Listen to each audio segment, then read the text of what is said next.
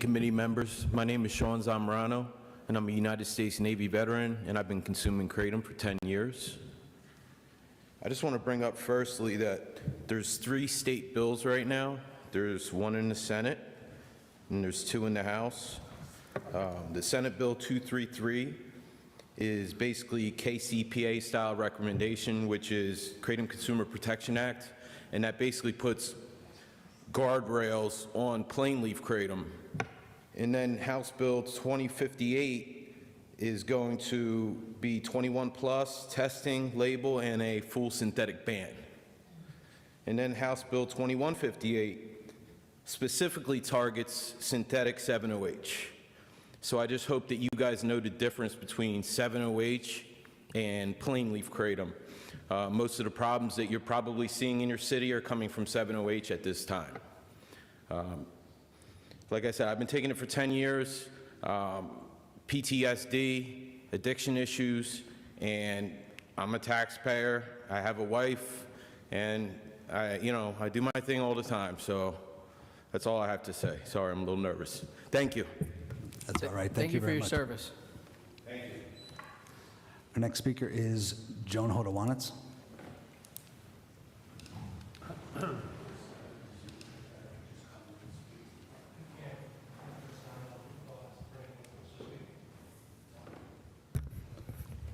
Joan Hodawanitz, Scranton. With regard to the caucus tonight, there's enough people here that'll make comments. But I will say that I was disappointed that Director Cusick did not decide to stay to listen to the comments from many of his own employees. They did him the courtesy of courteously listening to his comments. He should have done the same. He's not in the Army anymore. In the Army, there's no such thing as overtime when you're in uniform. These people are not in uniform, but he should have stayed and listened to the comments. Hopefully somebody will summarize what I said and put it on his desk. Also with the DPW, since the contract's been approved, I would like to see the new contract posted on the city's website under pension, collective bargaining agreements on the archives. You take the old contract, which is a PDF file, you take the agreement, which is a PDF file, which consists of replace this paragraph with this paragraph. You know, you should have it done within an hour, get it posted, get it done. We taxpayers want to see it. Councilman Flynn, if I had a hat, I would take it off to you. I think it's a great initiative with you proposing the legislation on kratom. I hate to say it, but I never heard of it before, which is maybe a good thing. But my only comment that I'd like to make is that we need to push local and state legislators to make this a statewide ban. Because it's great that it'll be banned in Scranton, but if it's available in Old Forge or Dunmore or Troop, you know, it doesn't help us very much. It needs to be statewide. So I hope that you're in contact with other representatives, our state, you know, Kyle Donahue, Mullins, and all the others. Let's get it for the entire state. This 5D, the Seoul Institute contract on swimming and lifeguard training, I guess, good initiative.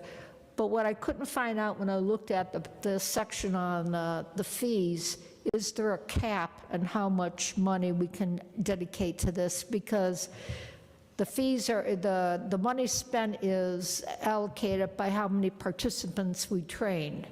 So do we have a cap? Do we know, you know, is there an amount we cannot exceed in the contract? I'll have to take a closer look at it. Yeah, I couldn't offhand. find it, because basically, if you're gonna train 10 lifeguards, well, 10 times X, you know, kind of thing, but, you know, it'd be nice to know, so you could handle it in future budgets and make sure that goes in there. I went to the last county commissioners meeting, and the commissioners told me that I am going to be given the list of people who kept their properties off the tax rolls. When I get it, I will make sure that you and the local newspaper get a copy. I still want to see a wall of shame. Scranton residents downstairs, all the other county residents in the county government center. If most of the people in this county are decent, hardworking people who pay their taxes, painful as it is, anybody who managed to keep their property off the tax rolls should be ashamed of themselves. So, wall of shame, here it comes. Thank you. Thank you very much. The next individual on the list is Nate Rosan, but it's the street that it's on is not a Scranton name. Okay. Mike Mancini.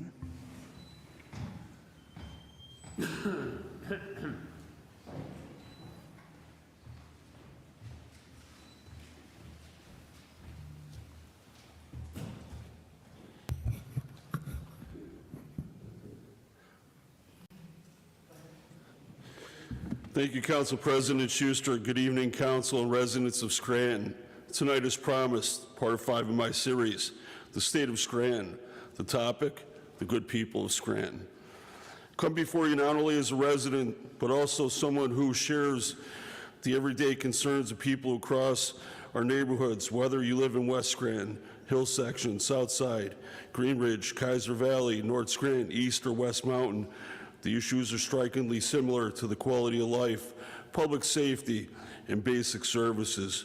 Residents are asking for timely pothole and pave cut repairs, stronger enforcement of property maintenance, safe neighborhoods, and a city with doors open to concerns.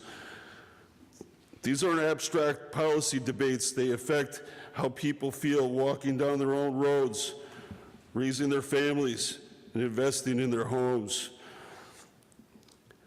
There is also a growing concern about communication. Too often, residents feel like they do not know where to turn or whether their concerns are being heard. Transparency and responsiveness are not extras. They are essential to maintaining public trust.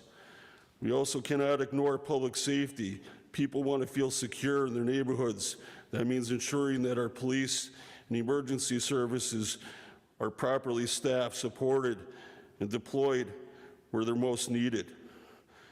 But just as important as identifying problems is showing residents that progress is being made. Even small, visible improvements, cleared lots, fixed roads, responsive follow-ups can rebuild confidence in city government.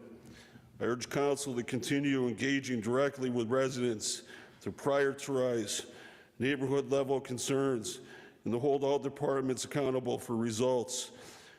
The strength of Scranton has always come from its neighborhoods. When they struggle, the entire city feels it. While eyes may be on what might be happening tonight nationally, let us also become grounded to what happens in our city. When others like residents in Archibald and other communities continue to assemble against data centers, it strengthens their communities. We here in Scranton must do the same. I proudly speak weekly before Council and our citizens because I care about the future of our city. When you care about something, you become a critic. I have voiced concerns, descriptive opinions, and offer creative ideas. I also see this very same thing as many who have appeared before Council about various topics and concerns. When it comes to our future, more should appear.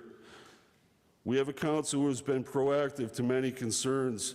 On behalf of those who appear regularly, we invite every good person of Scranton to appear before Council to voice their concerns.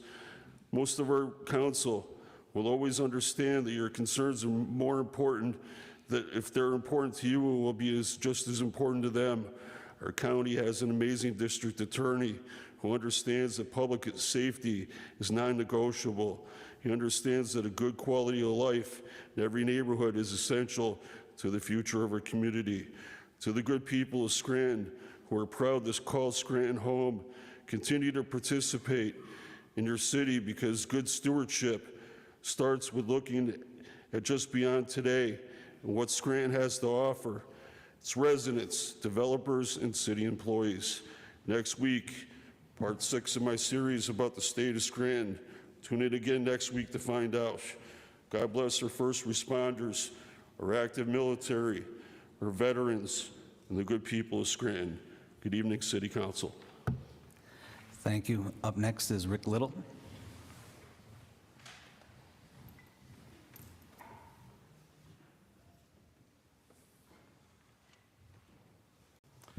Hello, Council. Rick Little. It's been quite a week. I'm reading in the paper about all these other communities, some of them that I've lived in, having to do with, well, what I read in the paper here about protecting our neighbors and the health and the safety of everybody. That seems to be what government really is. It's to protect people's health and safety. I don't understand why, you know, I mean, they're talking about kratom, but there's just poison in the food. And it's been discovered. Thank God for Robert F. Kennedy and the whole Maha thing, but I'm losing my thought here. Yeah, I used to live in Pike County, and they're getting paid up to like $120 a day to put people in prison, and they're getting paid by the federal government. And that's how I see all these counties, and even the state. It's based on benefits from the federal government ratcheted down to the people who get it. And it's crazy to me, you know, $120 a person to put them in jail. I mean, our borders were wide open. And to hear the county commissioner, you know, saying, you know, our neighbors, I mean, it's well documented, all the murders, the rapes, where these people came from emptying out prisons and insane asylums. And this community is a big medical community coming down from Geisinger, and the law enforcement that's put in front of it in the community. It's the enforcers of the law, but you know, the police and the sheriffs. I don't understand about this. There were 2 police officers that worked at Scranton Housing Authority, allegedly, and they were punished, and one of them, Herring, he lost his whole, you know, he worked, whatever he did, you know, everything goes in front of judges, and that's the problem, is that the basic laws and all this stuff, it is judges, and more it's partisan judges. And we're at the precipice of, you know, nuclear war in the Middle East. I hope it works out. I think Putin's gonna be the statesman to bring this stuff around, because it's all who's gonna buy from who, just like in this community, like who's gonna be shoveling the snow, who's gonna be fixing the roads, and who's doing it. And all of it has to do with sustainability of not only the municipality, but the county and the state and our country. We almost lost our country. And I have big disagreements about a lot of the stuff I've been hearing that Trump is doing and alliances he's made, because all my life it's been, you know, the war in the Middle East, and it's Easter time, and I remember 1972, the last time we went up near the moon, and now they're doing it again. It's like deja vu all over again. And so I just encourage everybody to pray what's going on so that we can come together beyond, as people, beyond parties and unions and groups, to make Scranton great again. Thanks. Thank you, Mr. Little. Next up is Ron Ellman.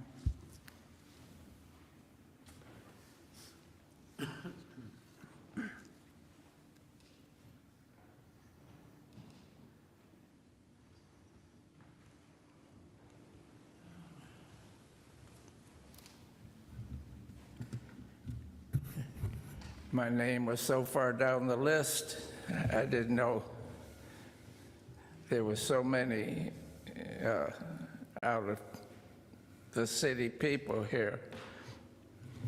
I won't try to be any more controversial tonight. I'd like to say that ICE represents everything good as far as our government goes. The opposite are the pros marching up and down the street against ICE and against our government, our city government helping them, which is asinine. Goggin was a failure in this room. He's been a failure. I can't imagine him being reelected after the way the taxes went. But it's like being pregnant. You are or you aren't. You either are for law and order and ICE, or you're against it. That's why they have sanctuary cities, because they're against law and order and invite the chaos.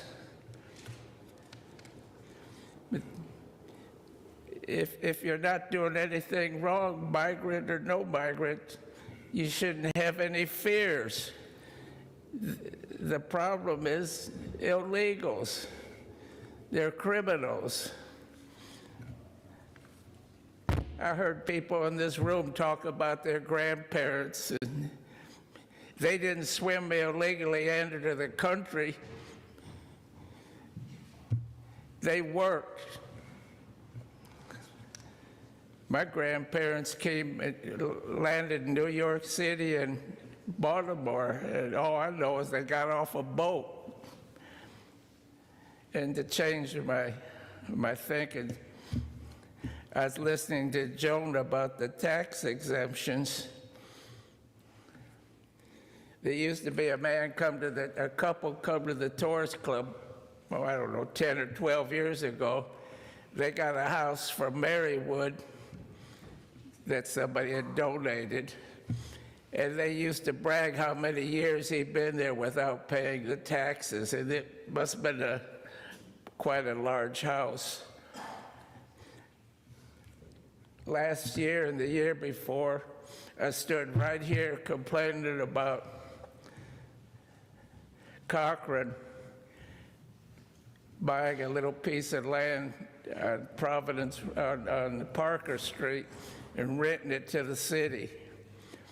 He bought that in 2010, and a year ago, it was still tax exempt.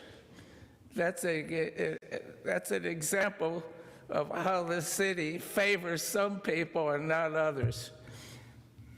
Page refuses to address the fact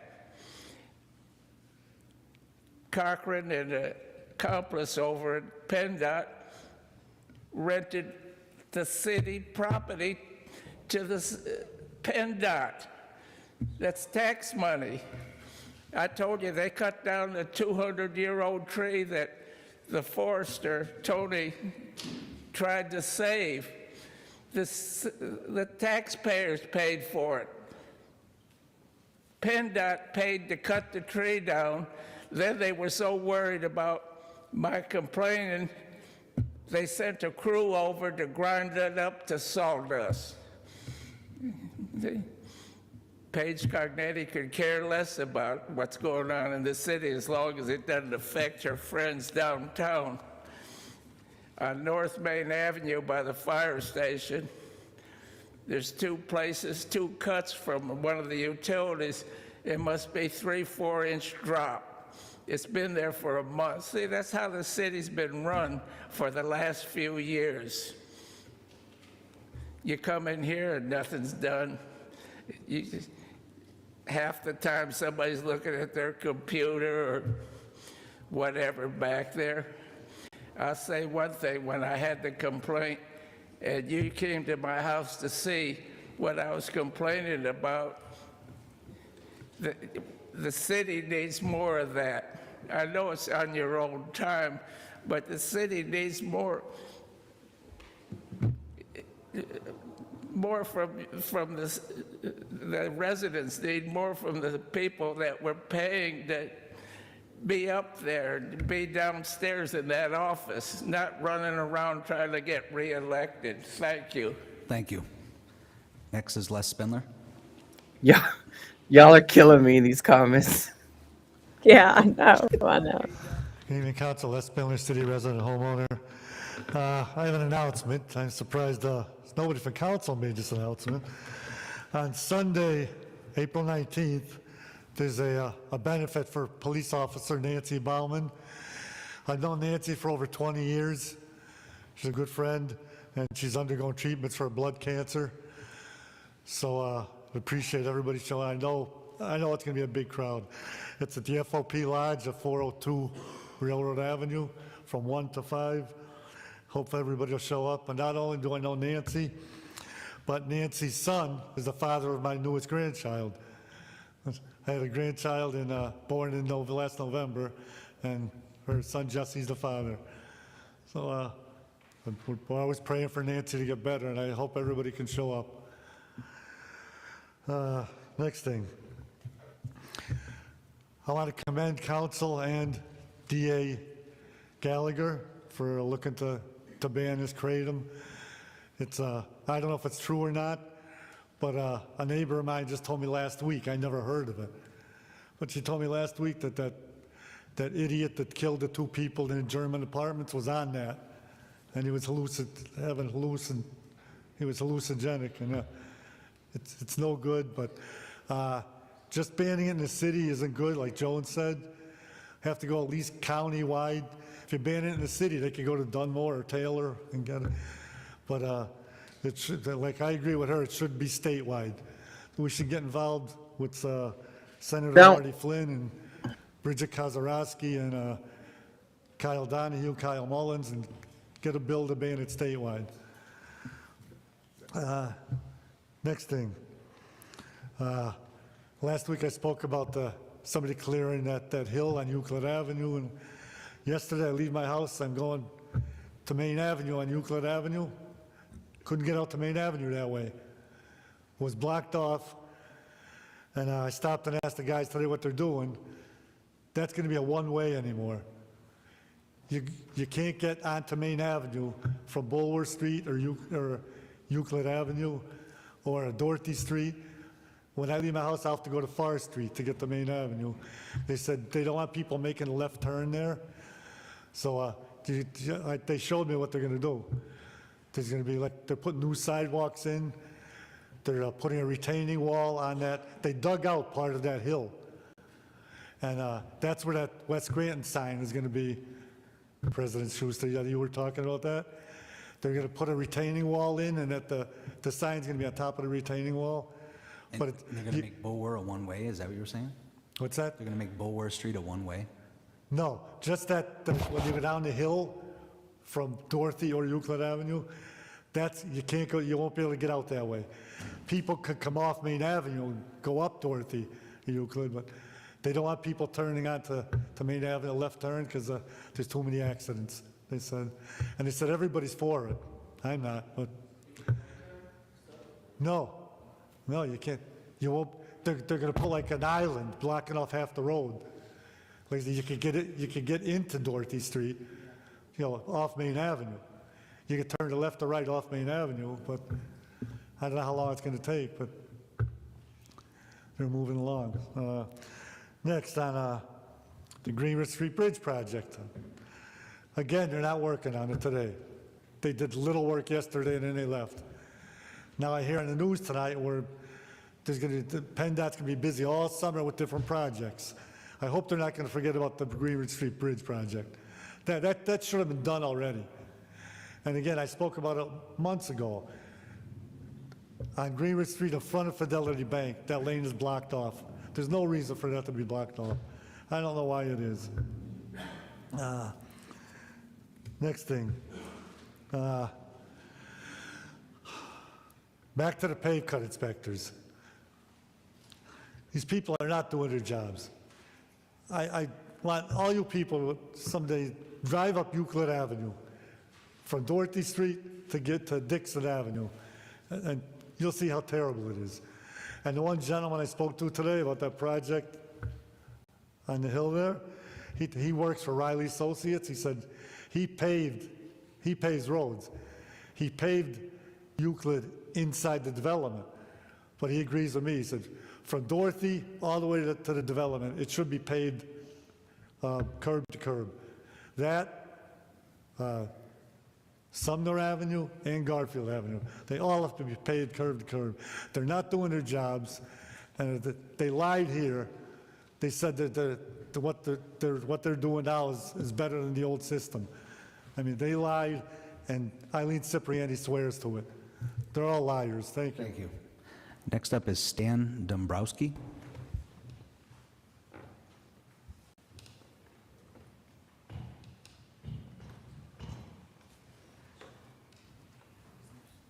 They're trying to ban Kratom and Scranton.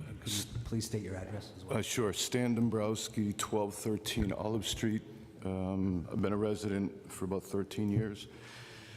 I'd like to speak about the positive effects Kratom has had on my life. I believe to some degree it actually saved my life. I had a stone wall bury me in the basement of a home I was renting approximately 10 years ago. I had a severe back injury from that accident. Became addicted to pain medication over a period of 2 years, all prescribed by a family doctor. Then that pain medication was increased by a pain doctor, local physiatrist. Pain continued, and the dosage of pain medication went up accordingly. I asked my doctor to help me stop, and he really had no answer for me. You know, using the pain medication was really the only answer. We discussed weaning off. It would be uncomfortable, to say the least, painful, ton of side effects. And then if I did wean off, I had to deal with the pain. Inability to work, I was laid up for most of those 2 years. I had a wife and a son at the time.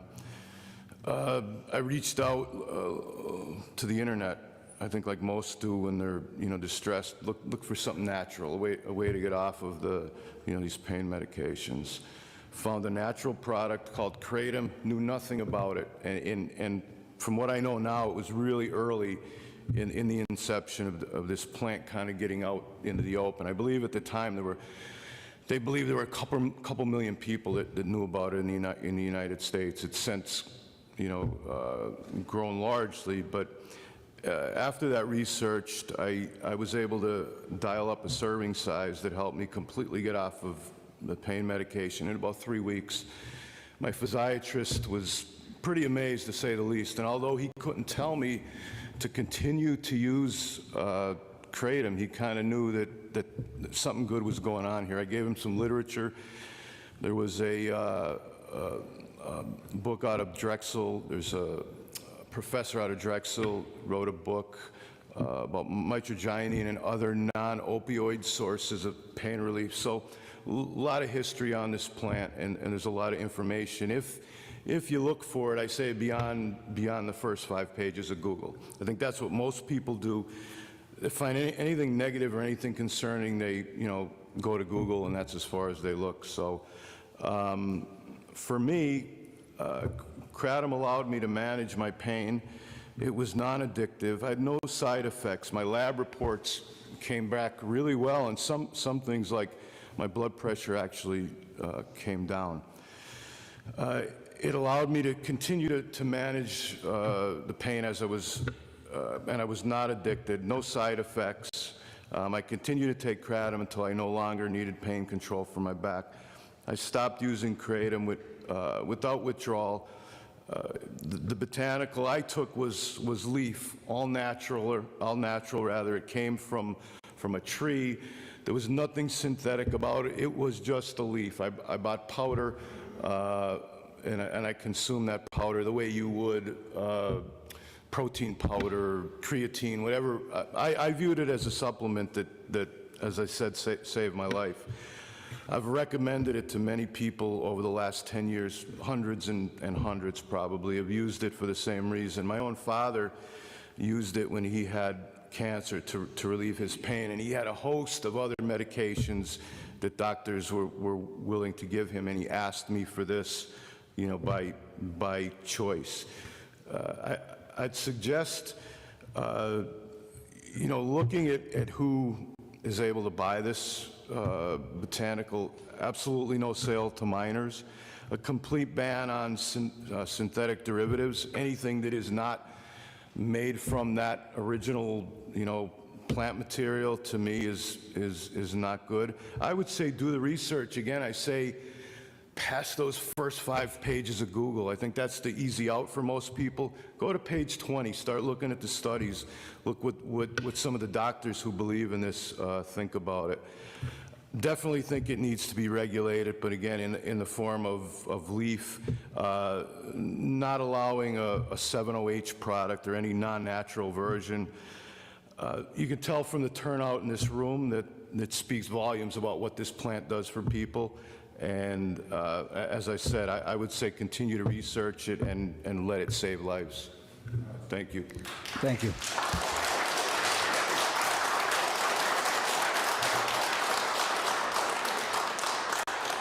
All right.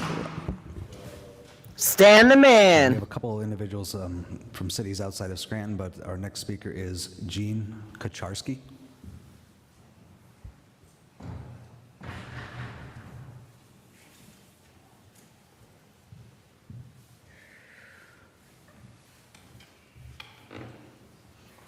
Excuse me, I'm a little bit nervous. I've been a Kratom consumer for the last 9 years.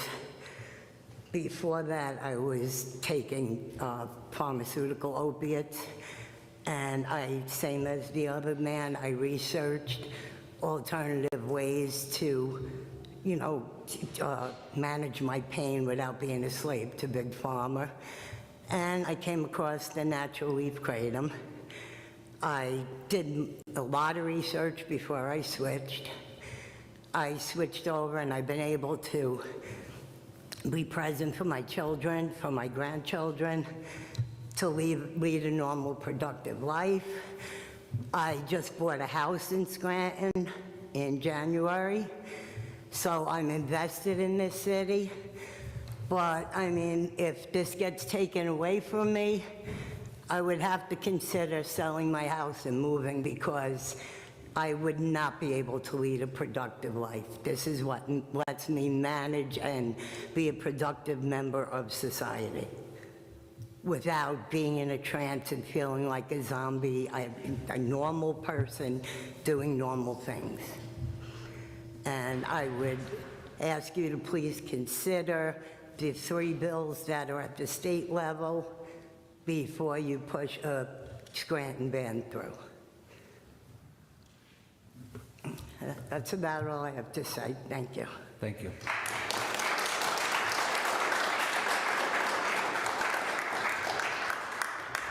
We have Ashley Roshman, something to that effect. I am so proud of these creative Jordan consumers Moser. getting up here and testifying. I know it's nerve-wracking. I know it. Yeah, it's not easy. But y'all are killing That it. exhausts our list for Scranton residents here. Would anyone that's a Scranton resident like to speak? I'm not a Scranton resident. I do live Okay. in Washington, D.C. So, hang on, excuse me. Are you a Scranton resident, sir? Yes. If you're a Scranton resident, you can come up and speak.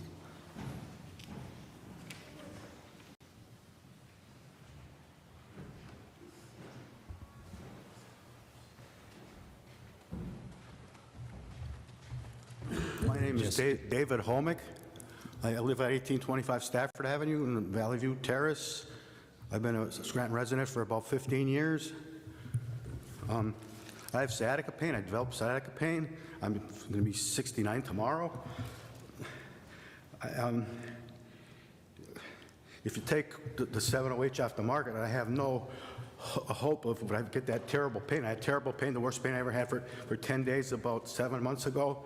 I didn't go take the Kratom, but I wish I did, the 7OH, because it takes the pain away. You're supposed to take 1 pill a day, and these drug addicts are taking 10 pills a day. I don't know how they're not throwing up, because I tried taking more than 1 pill a day. I was throwing up like crazy. You're supposed to cut them in 4 times and take 1/4 of the pill, like every 5 hours or something, and it takes the pain right away. And if you take it off the market, you go to a doctor. The doctor won't give you nothing for pain. They said, take 2 Tylenol. It's like they live in the dark ages. You can't get no pain pills off a doctor. The 7OH, I said, wow, great, you know. The doctor should be able to prescribe them or something. You give it to the doctors to prescribe if you want to take them out of the tobacco stores. I hate to say it, but if I can't get a pain pill, if I go to a ball game at the Red Barons or the Philadelphia Eagles or some stupid game, I'm only going to stand up halfway. I'm not going to stand up all the way. I'll say, well, they won't give you a pain pill. I'll be taking a governorship, our governor, taking the 7OH off the market or something, because I can't get a pain pill. I don't know. I have a lot of written down, but I'm a stimulant addict. I'm not a downer addict. I'm sorry. Thank you.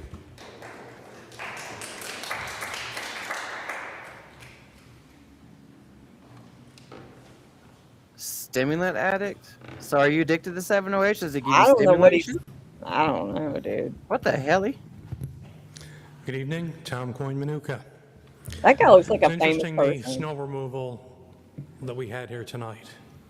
What I found interesting about it was, one, I was shocked when they were again dumping it down near the riverbanks. Many, many years ago, I remember the EPA coming in and fining the city of Scranton for putting it down there. And it's not just, oh, we put it down there temporarily and then we're going to come back and scoop it up. It melts the salt, and as the salt melts the snow, it soaks into the ground. Then when rainfall comes, it washes the salt in the ground right into the river. That's why it's banned from being anywhere near the river, not just because of dumping into it. It's because of the concentrated rock salt that was laying upon the ground, washing down in even by natural rainfall. I understand they want to do expedience, but is expedience for plowing Center City more important than taking care of the waterways and downstream safety and wildlife? We had a gigantic fit when the water company dumped silt into the stream, yet the city wants to dump salt into the stream. What does rock salt do to freshwater fish? I don't think it's healthy. The DPW director also mentioned that he does not watch council. I guess he's not that interested in listening to citizens' participation and what the people here have to say. As a director of DPW, I would be interested in what the public had to say at this podium related to DPW. They do a good job, but not watching this is removing feedback from outside the administrative loop, from the actual citizens who they work for. And that's kind of important. On the Kratom adult legislation, If it's legal, why are we banning it for people themselves? I understand we can ban products in stores, but possession of kratom, if it's legal in the state, I don't see what grounds we have to make it illegal for possession here. I'm not saying for distribution, because distribution is a whole different thing. It's not, I'm a store owner and I only possess 50 cases of it, but individual possession that they use for medical needs should not be banned as long as it's legal. If you're that worried about something that's currently legal that's harmful, are you going to ban cigarettes in the city of Scranton? Are you going to ban alcohol in the city of Scranton? It's a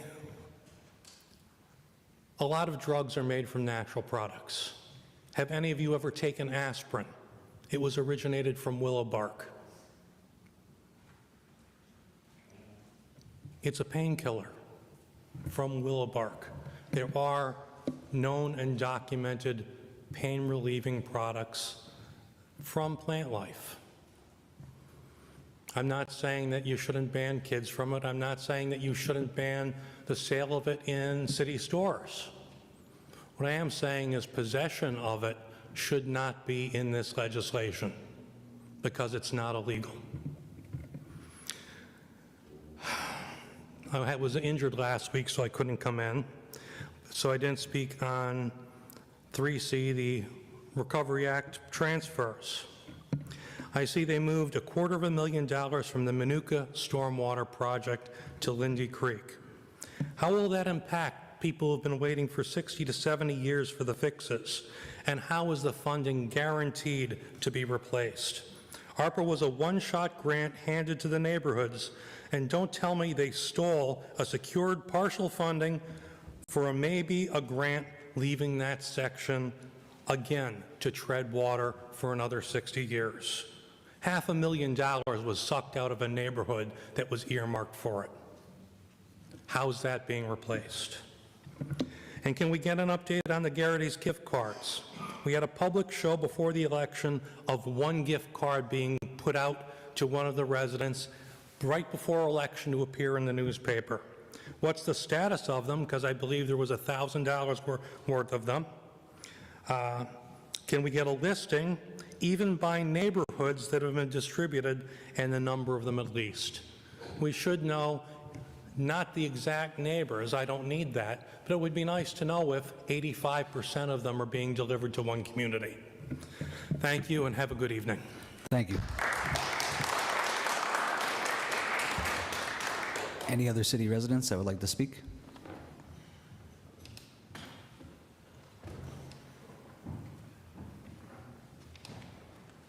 Good evening. My name is Kathy O'Malley. I was here last week regarding the issue with the no parking sign at the dead end of South. It's come to my attention that the no parking sign that had originally been zip tied to the fence had, according to another homeowner on the street, had actually witnessed another resident zip tying the sign to the chain link fence. And another person who lives on the street assisted her in doing so.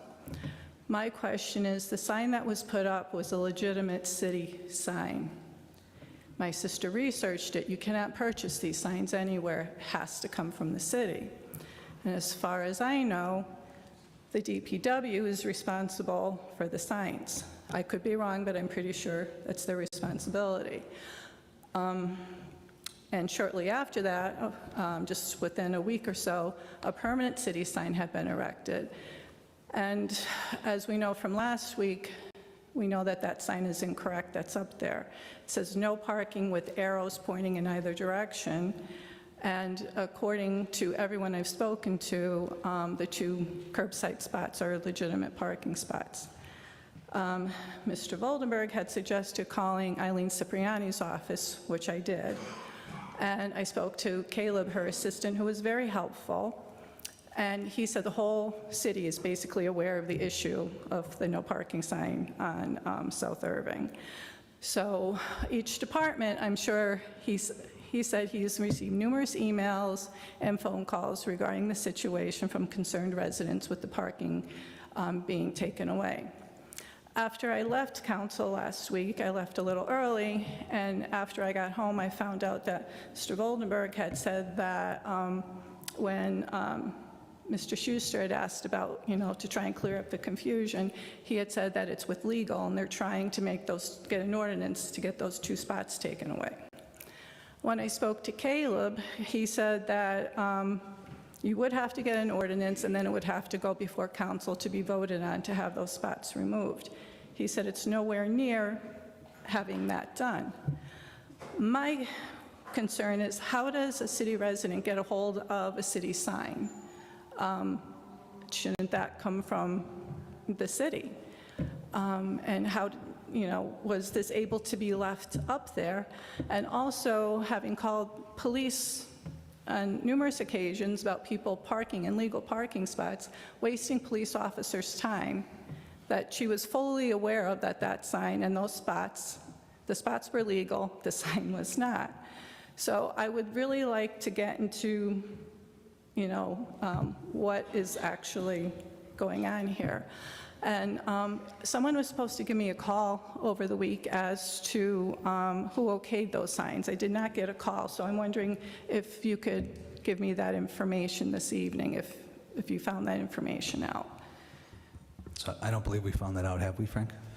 The signs that are presently there, the dead-end street signs and the no parking sign, were reviewed by Mr. Riley from Riley Associates and placed almost immediately after they were requested. But they do have to do a further study to determine the 2 spots, which will require an ordinance. That's also with the city engineer. Okay. And as of this afternoon, we haven't had a report as yet. Okay, so we're still waiting back from the city engineer. Okay. My question is, though, the parking there has been legal. My family has lived there for generations. There's never been an issue with people parking there.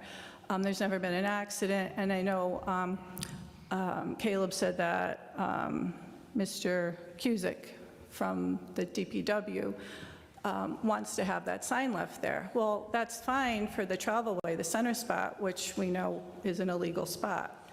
But the correct signage needs to be put there so that people know that you can still park curbside. And another issue was having enough room for emergency vehicles to do K-turns. Again, for over 100 years, there's never been an instance where an emergency vehicle had a problem turning around on that street. However, the homeowner who owns the driveway at the end of the street has begun parking her vehicle, blocking the driveway so that people cannot even make a turn. And one of the neighbors, when she came down the street, pulled into the driveway to the left to back up. Before she could even start to back up, the homeowner came out and started yelling at her not to turn around in her driveway.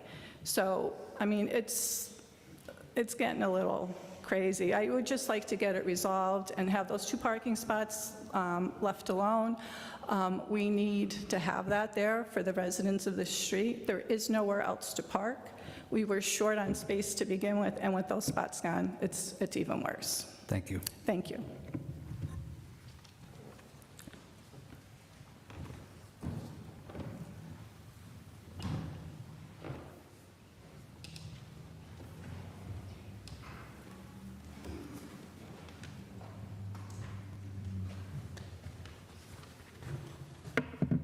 Good evening, Council. Robert Puglisi, City Scranton. Robert Puglisi. Just a couple things on the caucus. He mentioned the brine truck. I've operated it a couple times, not as often as some of these other guys. It's pretty much impossible to get the whole city with one truck. I think we all could agree to that. By the time you fill the tank, and it takes time. The state does use it. The state is a lot different than the city. The state jumps on 81, just say River Street, takes it to the Carbondale exit, gets off and gets back on. They got traffic constantly, and that helps out a lot.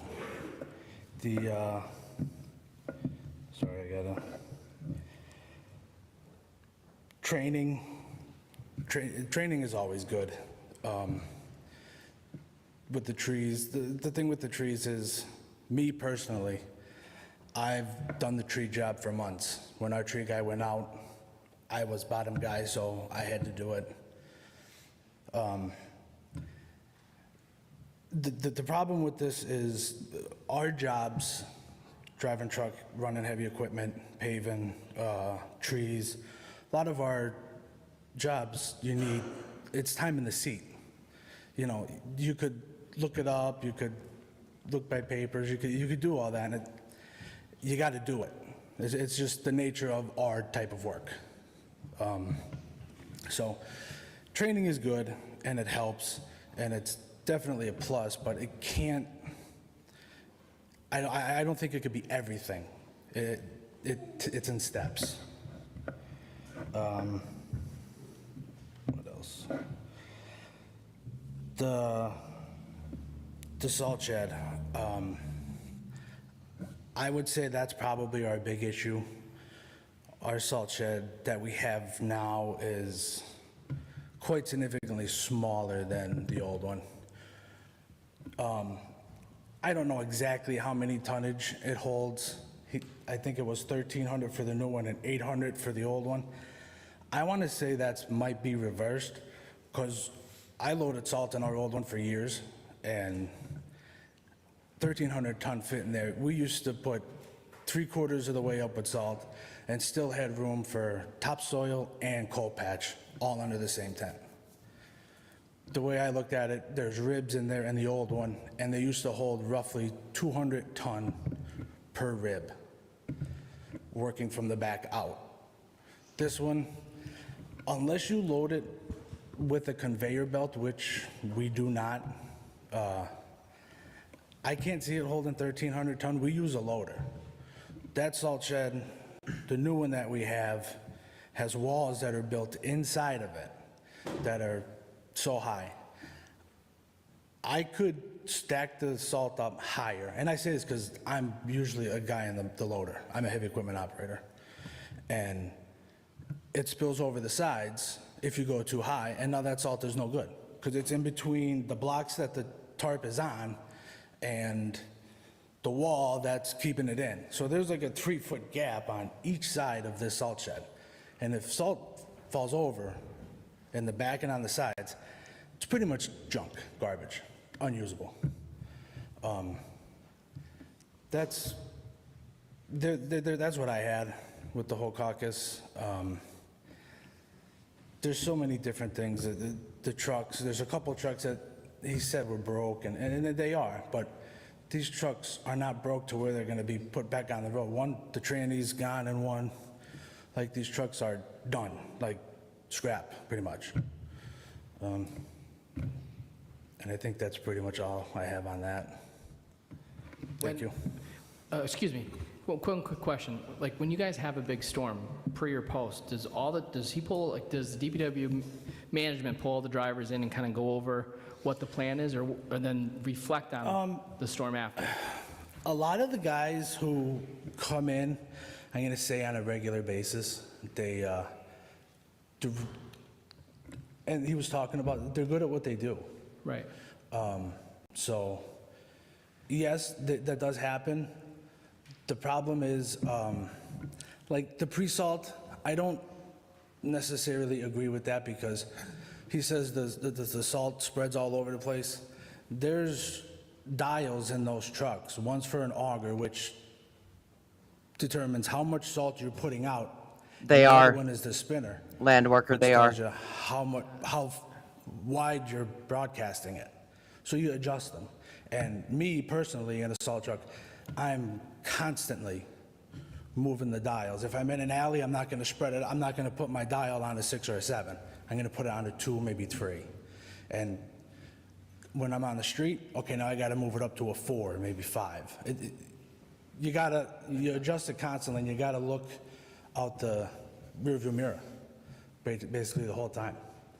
Other than that, that's those guys who come in and they're good at what they do, and they know what they're doing.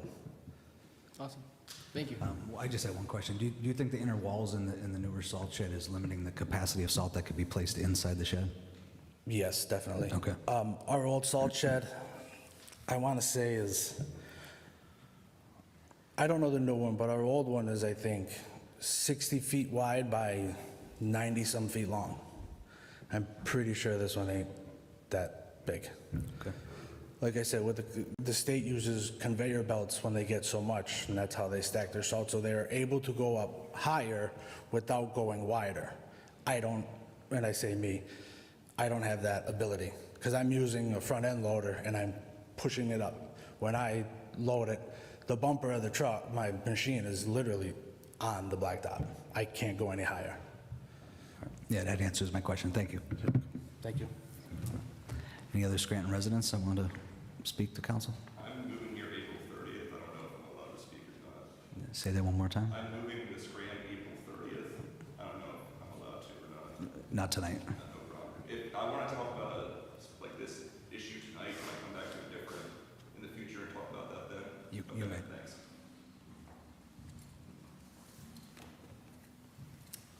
Hello, John Fedorchak, West Scranton. I'm also a little nervous, but I'm here with part of a big group of people that are definitely not in support of a kratom ban. You know, we're all different types of people. A lot of people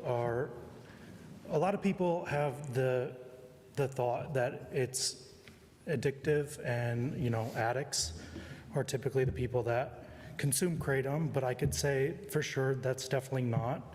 People with mental health issues use it for relief, chronic pain. I definitely will say, you know, sobriety. People with who have potentially suffered with sobriety issues in the past also, you know, look to it for relief and, you know, to turn away from prescription street drugs. You know, everybody has a story. I myself do not use it as something to turn away from, or like to be sober per se. I don't consume alcohol, which is, you know, a lot of people say it's a great alternative to alcohol, but I don't even compare it like that. It's not a similar feeling to that. You know, a total kratom ban would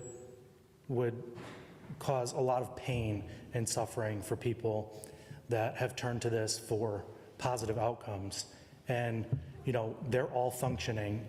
I could say with the group that I came tonight, they're all functioning. They all have families they support.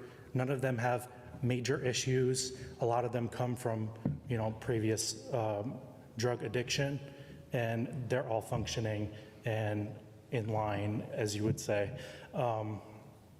You know, I would support a 7.0 ban because I think the 7.0 has turned kratom into such a bad name. You know, it's kratom leaf in leaf form or powder form is not as potent and dangerous as the 7.0, which is chemically altered. Yes, 400 times less. The potency of it is 400 times less. And to get that 7.0 product, they are chemically altering kratom with products like acetone and other chemicals that are not good to consume.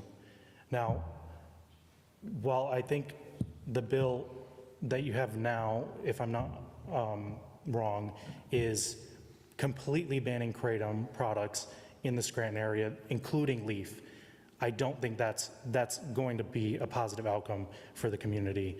Banning 7.0 products will absolutely be a positive outcome, but not leaving the natural side of it, like to, you know, to the people that consume it for these positive reasons is really hurting the community and the people that consume it, and the people that turn away from opioids and other hard drugs.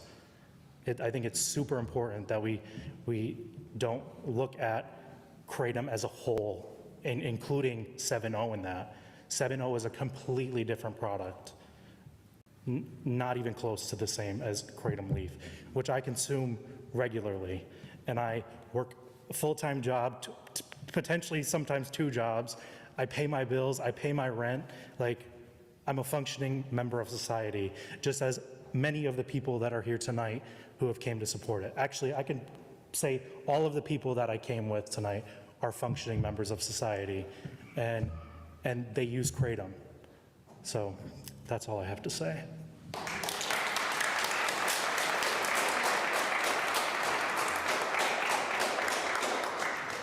Thank you. Any other resident from Scranton that would like to speak? I have a question. No questions at this time.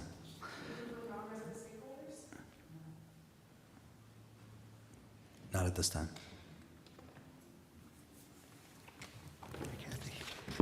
Council, should I give them to Kathy to pass out? Sure. Is that how you're still doing it? Yes, yes. And then please state your name and address. Mark Margavage.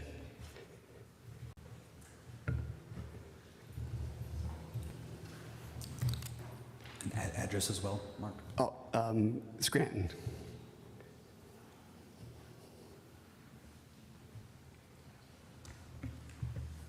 Can we just hold 1 second until everyone gets it, please?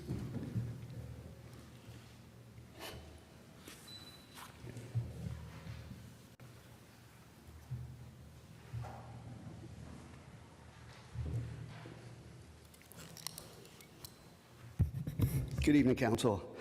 So I have a list of questions here, but before I do get that, I just had one comment to make about the DPW contract. I commend the person who spoke weeks ago about the DPW and the 2 gentlemen that I believe came with them. I just found it interesting that all of a sudden the mayor decided to come to an agreement shortly thereafter that. I just found the timing to be a little odd, but I'm happy they came and spoke their side of the story. So, Council, I have 7 questions in front of you. And when I speak, I know your rules are only 1, but I invite everyone to speak on City Council. Do you agree that City Council has an obligation to ensure that ordinances are enforced as written, yes or no?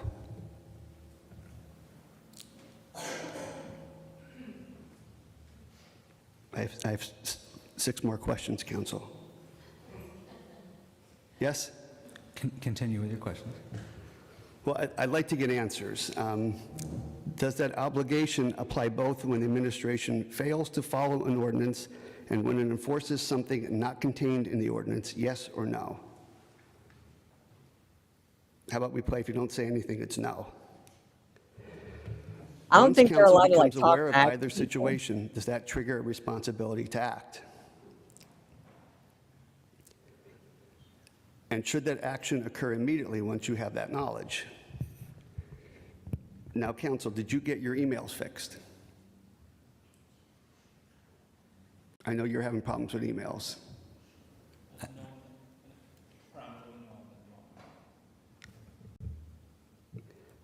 I'm not sure, but, so I emailed council twice in the last 2 weeks, and these are the following questions that I asked.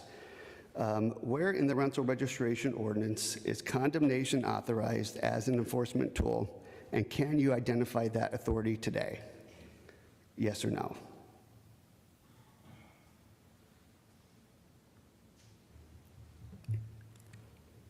I also asked whether the city is citing rental registration violations through the quality of life ordinance, specifically prohibited occupancy. Are you aware of that practice? Yes or no?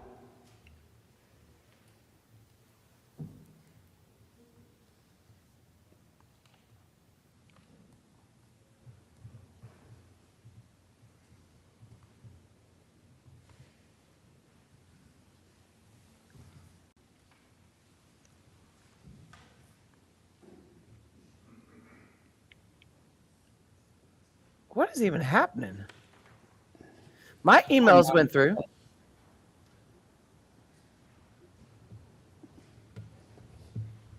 Council, yes or no? Are you aware? Yeah, they're not, they We've done won't this talk before, back. Mr. Markavich, or you can continue with the questions. Well, yes, but I just want to know, were you aware, yes or no? I guess my first question is, have you sent these questions to the appropriate department, and have they answered you? And if so, what were their answers? Because if you're saying enforcing, yes, we write the ordinances, correct?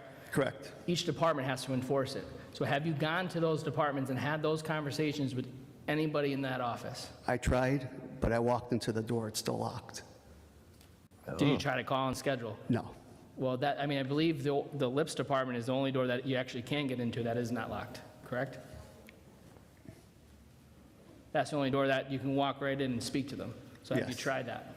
Yes, but I did email council. Did you forward my email onto the appropriate departments, as if it was a pothole? I believe we have forwarded these questions before, but I will double check. And if not, we'll forward it. But Yeah, that's. I haven't heard anything. A lot of people come up and ask us direct questions, and everybody sees we ask questions on behalf of residents. But there's so many times where we don't get answers ourselves.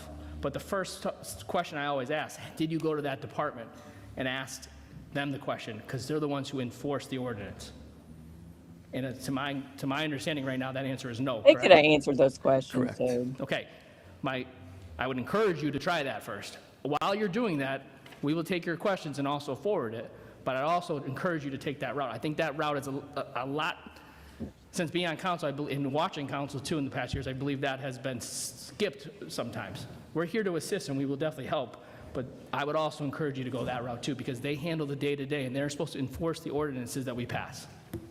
Correct, but my question was to council, if you were aware of an ordinance not being followed, would you act? So I can't ask. We would need an example and look into it, correct? I can't ask the mayor Yeah, if she would be aware of, or as something city council would do. That's why I addressed it to city council. Yeah, we would look into anything that's sent to us. Okay, all right. Thank you. Thank you.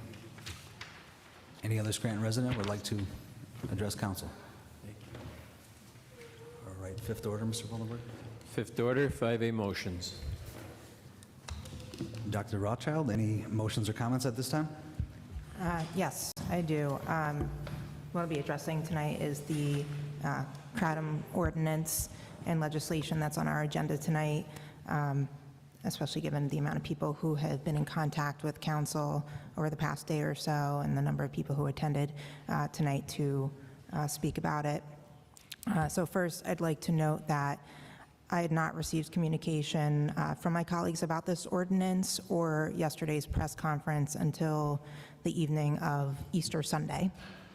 And this gave me a limited amount of time to review the legislation. This is a matter I was not previously educated on, and when I've spoken to others about it over the last 2 days, no one I knew was familiar with kratom, with the substance. Some of the conversations included other medical professionals, a person whose daughter had tragically passed from a fentanyl overdose, and a law enforcement professional. As a physical therapist with nearly 12 years of experience, I've treated a great number of patients with chronic pain syndrome and chronic pain conditions. And I always review and discuss their medications, supplements, and other pain relief items or things that they've utilized to help manage their pain. I can't prescribe medication, but we at least have that discussion so that I'm aware of what they're taking or utilizing to help with their pain, and if there's any other things that I can help with. And I've seen patients who have been using opioid medications long-term, some for 30-plus years. I don't recall patients who have discussed their use of kratom with me, and that doesn't mean that they weren't. I'm just not aware of patients who have, or that has not come up. So I'm surprised that it hasn't come up sooner. Historically, when legislation has been developed from council, because the bulk of what we have comes from the administration, our legal department, we discuss the concept usually as a council at a caucus or in a one-on-one conversation as to avoid violation of the Sunshine Act. Then the solicitor will work with council on writing the ordinance, and we'll send out a draft for conversation and any changes prior to introduction. And I believe this is best practice, but this did not occur in this case. I was not given the same courtesy that I know I've previously given my own colleagues. And if you've wondered why I was absent from the press conference yesterday. Being given notice the night before, it doesn't really allow me to change my work and patient schedule to be there. And so I have an issue with how this process was handled in the first place. And Yes, I agree. I agree, girl. And I hope that my colleagues will include me in future conversations about legislation, specifically coming from council, out of basic respect, and even if they have no care for my opinion or when they already have the votes. Secondly, while I appreciate Councilman Flynn's perspective as someone in recovery and his intentions in spearheading this ordinance, I have many questions that have come up as I have been doing my own research. I understand that kratom is not well regulated, and synthetic versions have an increased potency, dependency, and more potential for harm, some of which has been discussed tonight.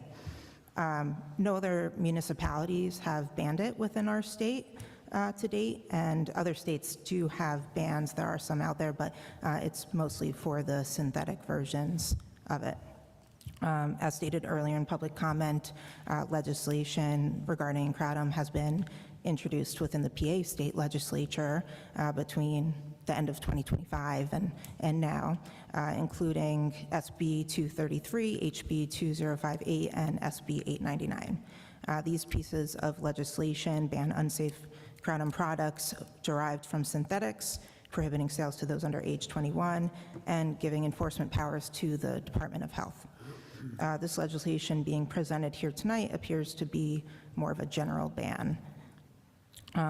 The many people who have contacted us over the last day or so and who have spoken here tonight do not seem opposed to the restrictions included in the proposed state legislation. They're not saying don't pass this at all.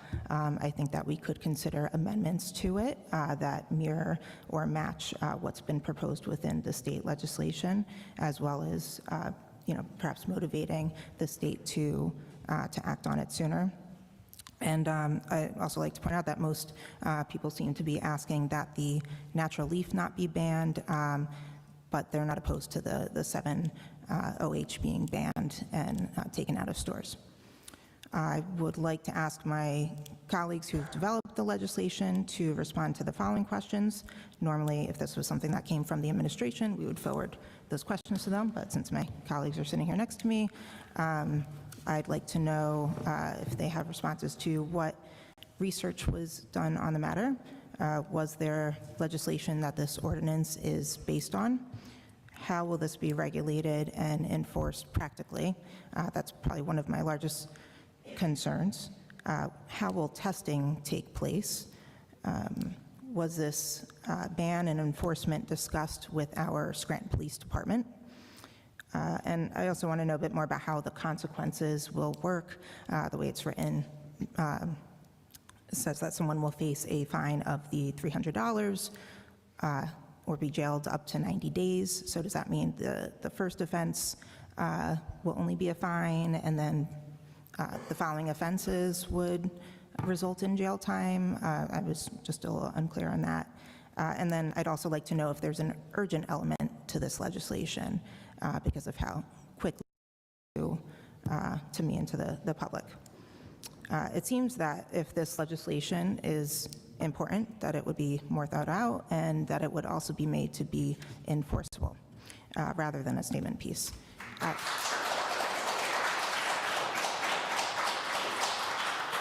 As it is written now, and with the lack of communication with the administration who would take responsibility of enforcing it, I don't see how it could be well implemented and effective. Yeah, I want to restate that I don't disagree with banning synthetic kratom and keeping the people in Scranton safe from harmful substances. We just, thank you, we just need to be more thoughtful in this legislation and how it should be carried out. Thank you. Yes, girl, yes! And that's all that I have for comments tonight, but I do plan on, once this piece is introduced, then making a motion to table it for further discussion and potential amendments. Thank you. Thank you very much. Mr. Sean McAndrew, do you have any motions or comments? Yeah, sure. I'll speak on the kratom in fifth order when it comes up to discuss. Tonight, we're just introducing it. So other topics that I would like to discuss. For the sign, I believe, on South Irving, for Mrs. O'Malley, who came and spoke, can we just have DPW or Scranton Police go down that street and let us know what signs are city signs, and if there's anything that's illegal there, can we take it out? Like, can we just have them go through and make sure everything that's there should be there, and it's a city sign is legal, and if anything else isn't, get it out of there? It's a single sign. I'll have them change it. Okay. The one sign at the end of the block. So there is one sign that's not Just one legal. sign is in question. Okay, well then I think they need to look at that and make sure that everything is fair and everything there is a legal sign. I guess not, Next, Adam. There are, Mr. Gilbride, I know we spoke last week regarding the decision for us to tear down the building next door, going against Harb on that, and reversing their decision. The mayor never signed the document. It was the first document in 2 years since you've been here that the mayor did not sign off on. I asked you to ask the legal team to get that in writing. Why was it not signed? What was the reason? Did we ever get a response to that? No, sir. As you're aware, I emailed that very night of the meeting. I have not received a response as of today. Okay, can we follow up and continue to ask until we get an answer? Yes, sir. I appreciate that. And then finally, Mr. Vollenberg, I have a few properties that I'll be sending over to have licensing and code to check on. One will be on Prospect Ave. I don't want to put the address here, but I'll email everything over to you. Great, I'll take care of them. All right, and that's all I have for now, so thank you. Thank you. Mr. Mark McAndrew, do you have any motions or comments? Yeah, I have a few. So I'm going to first report out inquiries that I've made over the past couple weeks that I got responses from administration. So the first one was about the ghost poles, or the double poles that are throughout the city. And, you know, waiting pending legislation to address these issues from the state, and I'm hopeful. But I asked what, you know, we could do as a city because it's... Me and you found her at the same time. One that, you know, I had the picture of that was horrendous. It's still not taken down, by the way. Still waiting on the power company. So, do we communicate? My question was, the PPL regarding increasing number of double poles, or the ghost pole, an old pole that remains. The project management office and the Department of DPW coordinate with pole owners when any public safety concerns are reported. The city holds no determining authority on location and reasonableness of pole placement as long as it's within the right of way. The city only has authority when there is a risk of public safety or city assets such as roads and sidewalks. So we just need to keep our eyes on them. I'm very hopeful for the legislation that's going to resolve all these issues and force the utility companies to take ownership of their garbage, the poles that remain, and get rid of them before they could become a safety issue. So I'm glad to see that happens. We'll stay on that. We'll keep our eyes on that. Also last week, you know, I get a couple complaints, we get them every year, regarding, especially now with the warmer weather, an uptick in illegal ATVs driving around the city. And especially them electric bikes that bob in and out of traffic that is very dangerous. I encounter almost daily. I asked if there's any new strategy with the police department. We know we can't chase them. We don't want to get anybody hurt. We understand that. But we were told previously that with the old command center, they can radio or go from camera to camera to camera. We're putting a new one next door. It's going to cost a fortune. I hope that's part of the process. But the response I got was, we will continue to work with the public to take appropriate measures to enforce the applicable laws. Maybe we have to tighten up the ordinance again, because it was kind of weak when we did it a couple of years ago. So we'll keep our eye on that. So a business owner asked me a question, because there's some confusion with the 2019 ordinance, which prohibits time-related signage in the city, right? It was changed then, but really never enforced. Meaning, you know, you could have a sign that says parking only 2 hours. All right, there might be some that exist, but they shouldn't at this point. Maybe they didn't get caught up with it. A couple of business owners did, and they're like, whoa, I didn't know anything about it. It's happened to me. And so the one owner asked me, okay, if that's not applicable anymore, there are loading zones that are going up in the city that have to remain open. All right, so I asked last week, administration, the process, including forms, applications, and related department contacts regarding parking signs for businesses, meaning the loading zone. So I'm sure this gentleman's watching, so I'm going to read the response I got. As part of the city's negotiations and resulting amendment with the parking lease concession agreement, which was recently, Grow America, it was agreed that all signs regulating on-street parking that were not lawfully authorized by the mayor and city council would be removed. And instead, not meaning lawful, meaning not referring to the 2019 ordinance, that's what I'm taking as. Instead, a loading zone would be established on each block in the downtown for shared use by businesses. So this gentleman asked me how to do it. So if a business or anybody else who's watching that might want this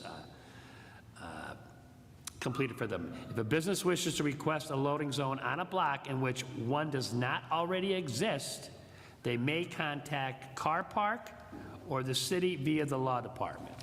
All right, so I will share this with the resident that reached out to me, but I'm sure he's watching. All right, also, you know, we had some, of course, we dealt with some horrible weather this year, and the homeless were greatly affected. And we talked about the roads, but guess what? The homeless were more affected, I believe. And we had a couple people speak, an advocate and an actual homeless person, and wanting a seat at the table for our homeless task force that, or a homeless shelter task force, or that, you know, doesn't really meet, doesn't keep good minutes, doesn't really report out to us. And I know there's a meeting coming up in April. I'm just not sure when, because we're not really briefed. But I asked before, and these two ladies wanted a seat at the table. They bring great value and perspective. One being an unfortunate person that's homeless, and another one being an advocate across from one of our shelters that sees, you know, real time, the struggles, helps out, goes over volunteers, talks to people, provides, you know, food and all kinds of really nice things that she does out of her own pocket. The answer we got finally is the city will review this request. So that means it's probably not going to happen. So could you follow up and say, did they review this request yet between when I got a month ago when I got this response? And find out, I need to know probably before next meeting if we miss the homeless. Did you know what, I know you're on the task force. Is it this week? Is it next week? Is it? No, it's towards the end of April, I believe the 29th. Okay. And I have discussed this with the administration, and it's, we're going to make sure to discuss it at the next task force meeting, figure out if we need to develop like a committee under the task force that could include residents of the community. So that will be an important discussion to have, and something I'm I hope pushing it forward happens. to. Sounds good. Yep. All right, so speaking of the loading zones, parking spots in the city, or loading zone spots in the city, I know I requested one on behalf of a business owner a while back. It was installed, but guess what? So sometimes we have to dig a little deeper for safety's sake. A resident, a very concerned resident, is not against this parking loading zone, but how it's located on 417 Lackawanna, it makes it difficult for their workers and clients to exit our parking area due to cars not paying attention to this loading zone, right? Because it's new, I get that. I was wondering if they can have lines painted. I guess this gentleman, business owner, reached out to, you know, our Grow America, the parking, and they said there's another one being done down the block, but they didn't say anything about either painting lines or having a little better signage. So could you share that concern with with them and see if they can take care of that for the residents? Yeah, well, I'll share it with DPW in the morning. I don't know if do we need, I don't think we need approval from the parking leasee that we, that we lease to do that. Just make it a little simple. Also, what else do I have here? So, during caucus, we talked a great deal about, the issues that were incurred during the horrific winter, the worst one we had in 30 years, and, I think DPW did a great job, by the way. But I did mention during caucus, and I want to make a motion. I'm not making a motion to vote on now to make it an ordinance, but I want to make a motion to explore or actually create or present administration with a request. And hopefully I get the support of my colleagues and we vote on it. And the request is, whenever there's an emergency declaration, right? I'm here long enough where there was a few, right? We had COVID, we had all kinds of craziness, right? And this weather event was an emergency declaration, definitely, right? State of emergency for the whole state. But it took us months to get everybody at the table here and tell us what happened, right? The paper didn't do us justice, printing that the mayor and her administration blamed the poor drivers, period, right? We didn't get the information. We don't know what happened. We don't know how many hours they worked, how many hours they're supposed to work. We didn't know in the new contract versus the old contract, they're going to be working less or make them working more. We didn't know that the people that stayed home, well, we did find out that stayed home that called off weren't drivers, right? They're not picking up garbage. They're not driving a truck. So what could they do during a snowstorm? Nothing. So they take advantage of taking that time off, and that's fine. Or some took a time off to rest, to go out and drive for the 18 hours. So we could have avoided all this controversy because, we all want to do great things for the city. You guys do a great job for the city. We're here because we care. So we need to work together. And I think, the powers that be that claim, we're transparent, we're always transparent. Well, you weren't, because we had to bring you in here and tell us what happened. That's not transparency when you have to bring them in weeks or months later, right? And beg for information of what happened. So, with that said, I would like I said, make a motion right now, because we're in fifth order, it's motions, that we task our solicitor to come up with a response or a requirement by council when the mayor declares a state of emergency, right? Or a declaration, an emergency declaration. What we want in a timely fashion, because it costs money, usually. Look at all the overtime, right? We had to ask, no, we still don't know how much it costs. A synopsis of what happened after the event, or what happened during the event, right? How much did it cost? What's the impact on the residents? They're flipping the bill, right? What was determined? What happened moving forward? What should we do? What didn't we, part of like a reflection synopsis of the event and moving forward, so we're better prepared and the residents and taxpayers are informed what actually occurred during that period and not wait and have all this. All right, so I wanted for every or any declaration of emergency, an action plan, a formal action plan, a response. We can fool around with the language of what we're going to call this report or plan, but I think it's a courtesy to us. So we're in the loop. I think it's a courtesy to the residents. I think they deserve it. All right. I made a motion, guys. That's a motion. Do we have a second? Second. All right. On the question? On the question, I do like this idea. What I tried to do with the declaration of emergency was I asked for what those bills were and what we were getting. We got that, I don't know, maybe last week, what we had spent during that emergency situation, but council in the end is inevitably voting to approve that funding being spent. And at this point in time, as we read in caucus, it was $330,000 of just snow removal, plus some additional fees. It was a lot of money during that, so I would approve of this, or I would support this. So drawn out. Roll call. Dr. Rothschild, Yes. Mr. Sean McAndrew, Yes. Mr. Mark McAndrew, Yes. Mr. Flynn, Yes. Mr. Schuster. Yes. Thank you. Anything else, Mr. McAndrew? Yeah, I have one more thing. Let me get my glasses back on here. So, all right, we had Pave Cut company in here. We had utility companies in here telling us, they provide the best service ever with regards to paving. And then it's no secret that the paving list hit the papers today, right? The paving list for this year, and there, hopefully some of the streets that didn't get on the paving list are going to be on the fall one, right?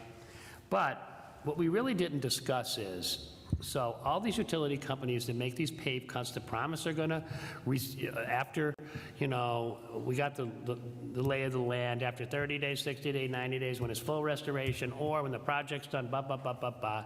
But I also do remember, and it's in the ordinance, and it's always been an agreement that curb to curb, right? So what that means is when they're done with everything, they're supposed to pave curb to curb for the most part, depending on the project. And also depending on the size of the project, they might have to pave the whole street, right? Or should, or have in the past. None of that was discussed this year, right? So with that said, you know what list I want? I want the list from the utility companies, Mr. Voldenberg, if you'd please reach out to administration. The list that the utility companies are going to pave curb to curb, what parts of the city, what streets are going to pave, if they're paving whole streets curb to curb. Because there might be people sitting home right now reading that list that just came out in the paper and going, are you kidding me? My street's not going to be paved. It's one of the worst in the city. It's not on that list, maybe because they're still working on it, maybe, and I'm giving the benefit of the doubt, that it's going to be paid by the utility company, I don't know, maybe in a month, maybe before the winter. So if we have that information, we can share it with the residents that are still going to come here and say, my street's a mess, and it's not on the paving list? Like, give me a break. That's what they're going to say to us. We live it here. So could you please see if they can compile a list of the streets that the utilities, first of all, are contractually responsible to pave curb to curb, and which ones are going to be totally paved? I will, sir. All right, thank you. And guess what? That's all I have.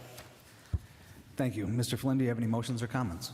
Yeah, so I'll talk about the proposed Kratom ordinances. I want to begin thanking so many individuals, advocates for coming out tonight.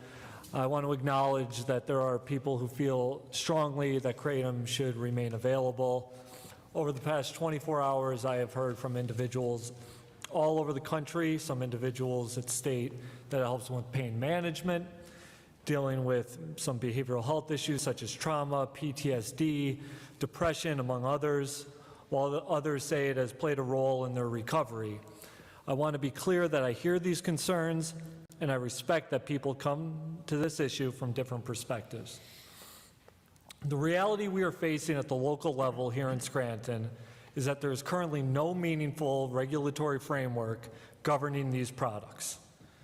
Kratom is being sold in gas stations, smoke shops, convenience stores in a wide range of forms: powders, capsules, extracts, and increasingly potent concentrates.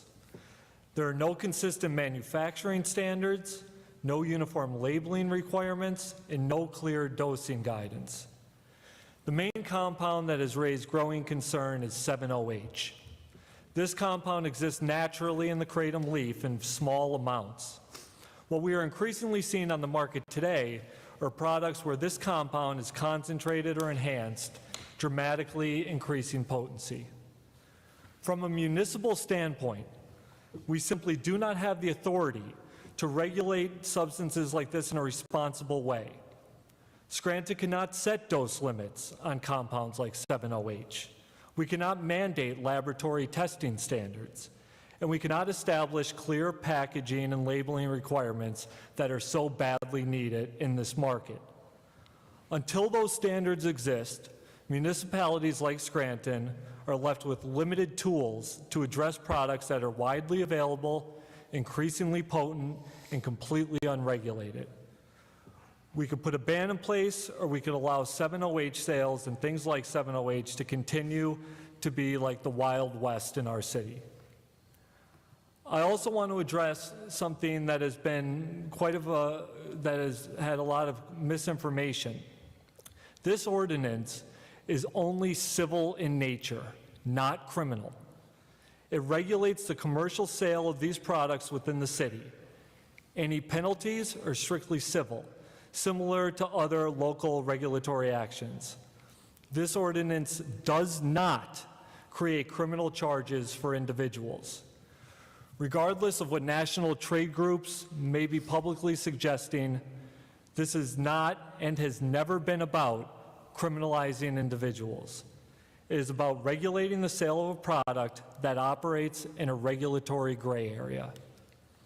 This ordinance is not about dismissing the experiences of individuals who believe Kratom has helped them. It is not about stigmatizing anyone struggling with addiction or recovery. It is about protecting our residents in the city of Scranton until there is a clear federal regulatory structure. And I also understand that bills have been introduced in the Pennsylvania State House and Senate. I also understand that those bills have been being introduced in the state of Pennsylvania, in this Commonwealth, since at least 2019. And every 2 years, if a bill isn't passed into law in both chambers and signed by the governor within that legislative session, the whole entire process starts over again. So what has happened every couple of years in the Commonwealth of Pennsylvania is there are lobbyists out there for the Kratom industry that have beat back these bills and some of these regulatory frameworks that could happen in Pennsylvania around 7-OH, some of the sales to minors, et cetera, et cetera. And at the end of the session, which will be ending again in December of this year, they never passed both chambers of the legislature, and that entire process has to begin again. While I would truly hope that this could be regulated and have more teeth to what we could do in Scranton from a federal or a state level, I am not willing to sit around and wait for those levels of government to act when for so long they have not. When for so long these highly concentrated, highly addictive substances and makeups have hit our stores and impacted our residents within the city. I will not wait for them to act. I will put the health and the welfare and the safety of the citizens of Scranton first and foremost in my mind. And I appreciate, once again, everyone who came out to advocate for the Pure Leaf Kratom, and I understand, and I would love to have conversations with many of you. But as it stands right now, as a municipality and as the city of Scranton, there's no way to differentiate the two in the form of dosage, marketing, regulations, or anything like that. So I appreciate everyone's time coming out, and that's all I have for tonight. Thank you. Thank you, Mr. Flynn. I do have a couple comments tonight. I'll address the Kratom when we introduce the legislation. Some follow-up from last week. Mr. Vollenberg, did we hear anything back on the Center City baseball field on, I believe, Wood Street, where we were bringing some of the Christmas trees? No word back. Follow-up. All right, thank you. Excuse me, Mr. President, was that with regard to the placement of the trees? Correct. I was told today that has been corrected. Okay. That they've been taken care of. Okay. Thank you. Did we get any follow-up from the questions that we had asked Pannoni when they were in for pave cuts? No. Okay. We heard in public comment tonight that there's a plan to make some of the streets one-way in Tripp Park and place the Welcome to West Scranton sign on, I believe, 915 Euclid Avenue. Can we just inquire to see if that's the case? I will, sir. Thank you very much. We discussed South Irving Avenue, where the city engineer is going to review that. We did ask about, or last week I did ask about a copy of the DEP plan for the Meadowbrook project, and The administration stated that DEP has requested that we do not give the plans out, but they're happy to meet if anyone would like to discuss the plan, so we might arrange something soon. I did inquire about the status of pools and parks for the summertime, as the summer is getting close, as we're getting into spring. So the response that I got was that we generally open one pool and one splash pad for Memorial Day. They get them open for the weekend so people can go out for the holidays. The pool openings are strategically timed to coincide with the end of the public school year. And the Scranton School District is currently They haven't decided yet. scheduled high school graduations for Tuesday, June 9th of 2026, so pools will likely to open that week. After opening days, pools will remain open daily from noon to 6 p.m. through Labor Day. Weston Field's indoor pool is open year-round. Last year, Connell Park, Weston Park, and Weston Field pools were open, as well as the Novembrino Splash Pad, and this year, Naog is going to be added, as well as the Capaus Avenue Splash Pad, so... with the pools and splash pads, also the athletic courts at Naog will be open from mid to late May, and they're awaiting court sealing depending on the weather. So they're looking for late May for the openings of those courts. Gray Streets is going to see some playground renovation, and Connell Park should be starting in May.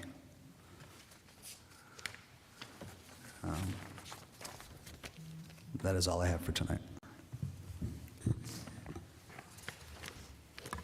5B for introduction and ordinance, regulating the sale and/or distribution of kratom and its active related alkaloid, included but not limited to mitragynine and 7-hydroxymitragynine, 7-OH, and/or any synthetic, semi-synthetic, concentrated, or chemically modified derivatives, therefore of human consumption or ingestion to minors, prohibiting the possession of kratom and its active related alkaloid, included but not limited to mitragynine and 7-hydroxymitragynine, 7-OH, and/or any synthetic, semi-synthetic, concentrated, or chemically modified derivatives thereof for human consumption or ingestion by minors, and providing for enforcement of these provisions, including penalties and violations. At this time, I'll entertain a motion that item 5B be introduced into its proper committee. So moved. Second. On the question? Yeah, on the question, I know there were some questions about the timing of this coming over. I also did get it on Sunday. Had time to read it over Monday and today as well.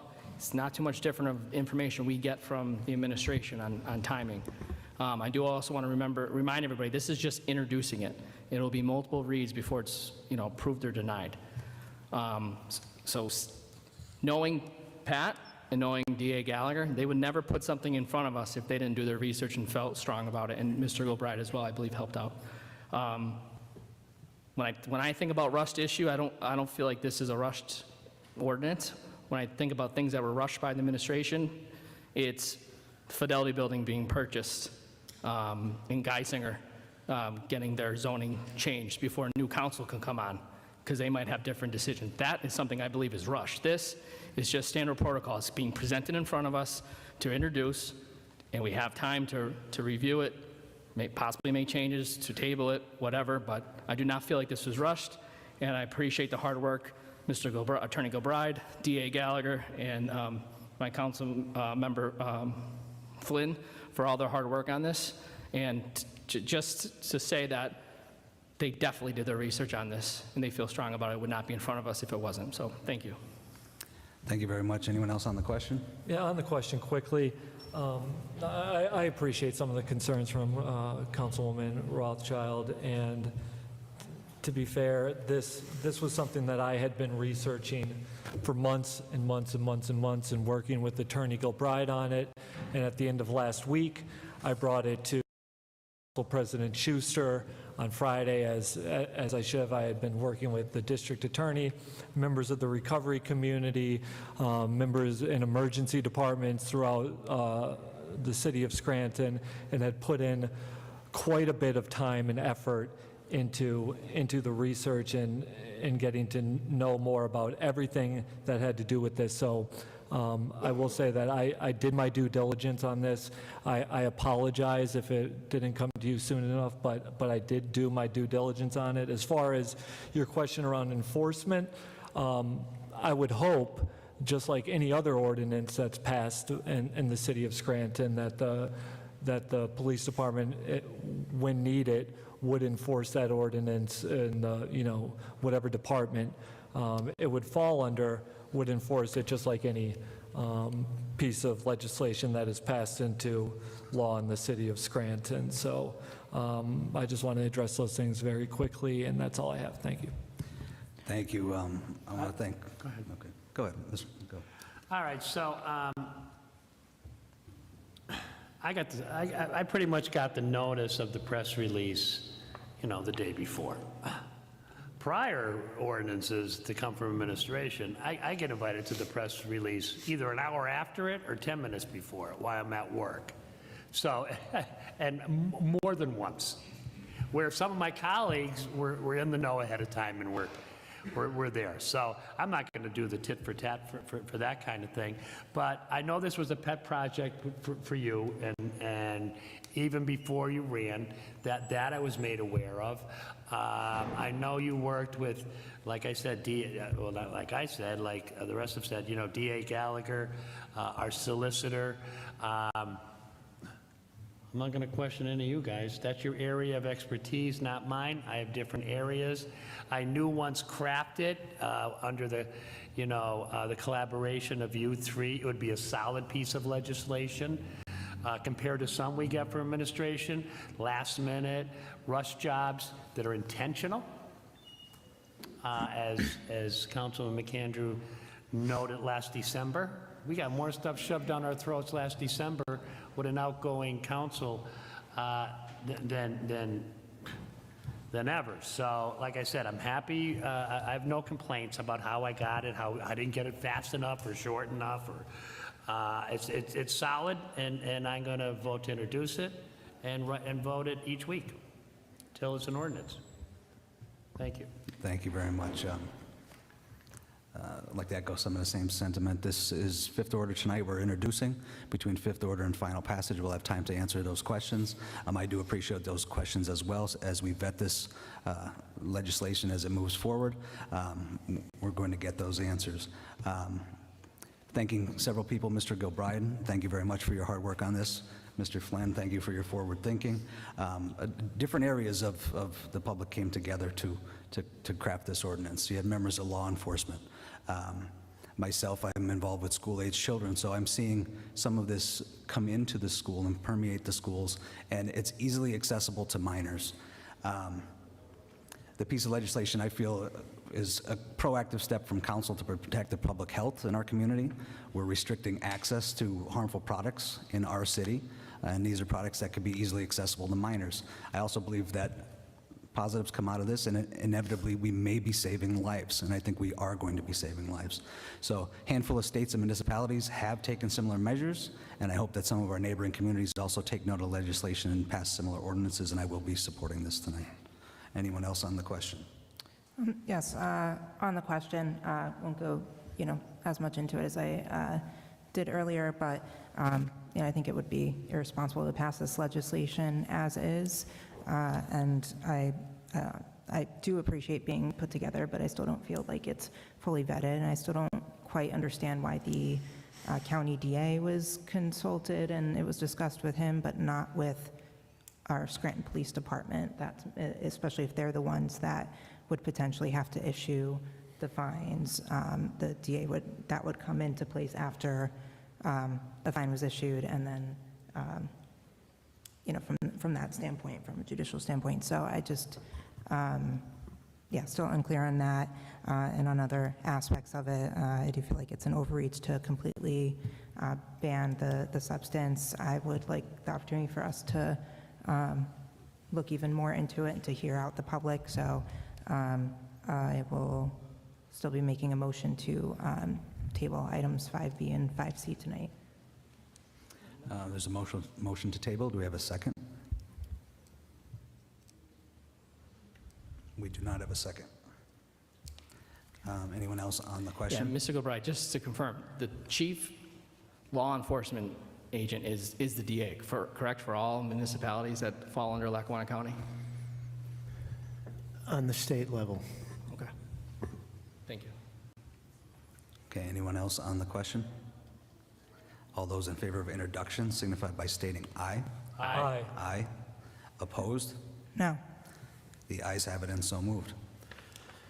5C for introduction an ordinance regulating the sale and/or distribution of kratom and its active related alkaloid, included but not limited to mitragynine and 7-hydroxymitragynine, and/or any synthetic, semi-synthetic, concentrated, or chemically modified derivatives, therefore of human consumption or ingestion, prohibiting the possession of kratom and its active related alkaloid, included but not limited to mitragynine and 7-hydroxymitragynine, 7-OH, and/or any synthetic, semi-synthetic, concentrated, or chemically modified derivatives thereof for human consumption or ingestion, and prohibiting the manufacture and production of kratom and its active related alkaloid, including but not limited to mitragynine and 7-hydroxymitragynine, 7-OH,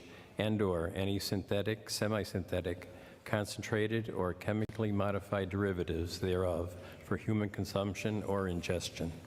At this time, I'll entertain a motion that item 5C be introduced into its proper committee. So moved. Second. On the question. All those in favor of introduction signify by stating aye. Aye. Aye. Opposed? No. The ayes have it and so moved. 5D for introduction, a resolution authorizing the mayor and other appropriate city officials to execute and enter into a contract with Soul Institute, Inc.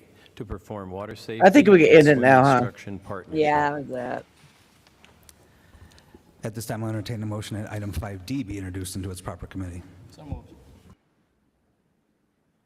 Yeah, that's a Helton Haynes situation right there.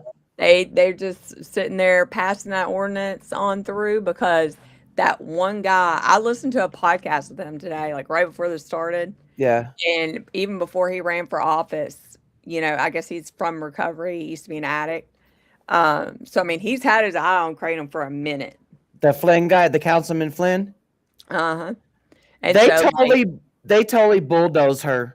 Yeah. She's the only female on that committee or on the She's city the only council. one with any brain cells. Yeah. Or, And you it's know, like- thinks for themselves. It's like some sort of bro code happened over the weekend, and she wasn't involved with it. And the other guy wasn't involved either, but he seems like he's just a follower. Yeah, he's because that one guy wants to do it. Testimony already happened, Heidi. It happened at the beginning. Yeah. Yeah. Oh, Lord, that was a long time ago. Yeah, it was a long time ago. We've been on here for almost 2 hours. So Yeah. you guys sit through what Jen and I normally sit through, and then when the hearings are done is when we clip up the videos. But y'all got to sit through the whole thing tonight. That other place, Ottawa or whatever, also, I think they banned it tonight.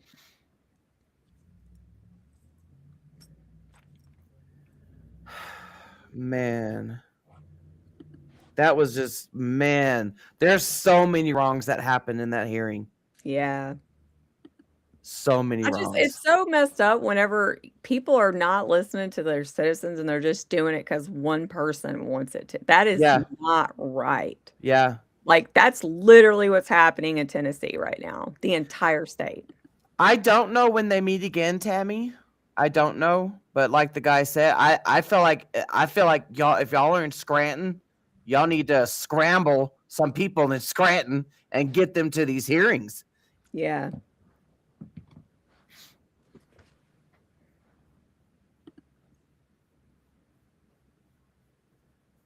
There was two different things, but they passed both. I'm gonna look at the agenda real quick. Yeah. The first one was an introduction to the ordinance regulating the sale of distribution of kratom, and then the other one was regulating the sale of kratom. The thing of it is that like this is what we notice when we attend these hearings is like the northeast part of the country, when they say regulation, it actually means bans. It actually means banning something.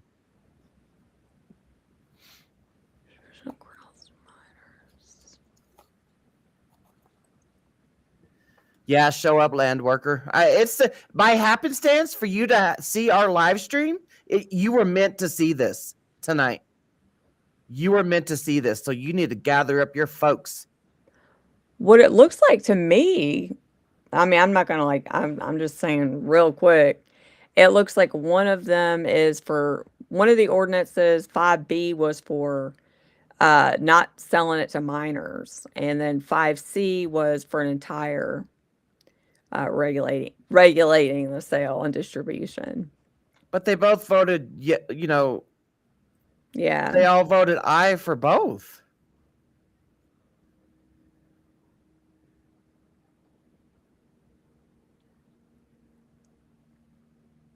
I don't know. Maybe they had them both go through in case they wanted to approve one and not the other. But I mean, it's obvious which one they're gonna choose. That dude don't want it to be around. No. I kind of feel like he's involved. How did he get clean? You listen to the podcast. How did he get clean? He didn't say, but I mean, it sounded like he came from addiction center. And then he even said, like, in the very beginning, you know, she was asking him how he'd found out about it. And he started saying that. And then he changed it to saying, oh, well, I also got some phone calls about it. You know, but he was about to be like, you know, I feel like he came from addiction, part of Addiction, the whole, yeah. and he's trying to say that people reached out to him Mhm. and they were saying it caused a problem. But I wonder if he's part of the AA cult or if he's part of the Suboxone cult, the I Matt don't know treatment that cult. one. I don't know. He did sound like he said that he was all for harm reduction, but this wasn't harm reduction because it's not regulated by the FDA and there's no dosing and, you know, da da da da. Oh, it's usually the Matt treatment people that say that crap. Yeah. He also got one of his family members went and got hooked on an energy drink. They thought was an energy drink and it was a kratom drink before they went to the gym every day. And he had to go put them in treatment for 30 days. That sounds like similar to Utah. Yeah. To Mikhail's little gym rat buddy. Yeah. That it sounds really similar. And he said it was his family member. Huh. Yeah. Like I was like scrolling through Facebook and I saw that pop up and I was like, oh, it's only 13 minutes. Let me listen to this real quick. Land worker, if you can, like hit the notification buttons, because I mean I post up on all social medias except Facebook. I got banned on Facebook, you know, but whenever there's hearings that are popping off, I'll do a post on my, we're allowed to do like posts, like a Facebook post on YouTube, like a YouTube, it's called like a YouTube post. So you can either do that or follow me on like X, you know, or TikTok or Instagram, LinkedIn. It's like watching this guy is like watching Mikhail 2.0. Yeah. He does not want to be wrong at all because that is a blow to his ego. And y'all witnessed it. It's the 708 shit. It's the 708 shit that is ravaging these communities, and they don't want to take the time to differentiate either or. They always say it's too hard. It's like, is it really too hard to just look at a product and read the ingredients, dude? Is it that hard? Like, I mean, oh my God, I would have never thought I'd be smarter than my own people making laws all around me. That's saying a lot. Get that out of here with that, man. I can't stand it. I can't stand it. I mean, just getting up and lying. So lazy, just a lie. Yeah, I've seen both, Mike. Extreme Mike. I've seen the 708 shots and the 708 little freaking chemical tabs. The press tabs. Like some of those, you're supposed to quarter it up either a quarter or you're supposed to quarter up a 1/8 of a tab. Like, get the hell out of here. Insane.